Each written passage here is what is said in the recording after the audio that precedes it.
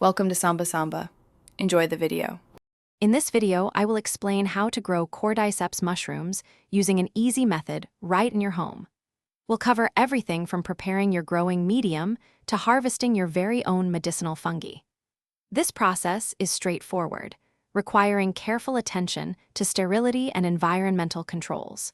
With a few basic supplies and some patience, you can successfully cultivate these fascinating organisms. First, let's prepare the substrate, which is the food source for your Cordyceps. You'll combine about 100 grams of brown rice with 5 grams of nutritional yeast and 2 grams of peptone. Then, add 150 milliliters of distilled water. Mix thoroughly and sterilize this mixture in a pressure cooker at 15 psi for 90 minutes to eliminate contaminants. Once your substrate has cooled completely, it's time for inoculation. In a sterile environment, inject about 5 milliliters of Cordyceps liquid culture into each jar. After inoculation, incubate the jars in darkness at a steady 65 degrees Fahrenheit. Over the next 2 weeks, you'll observe the mycelium colonizing the entire substrate, forming a dense white network.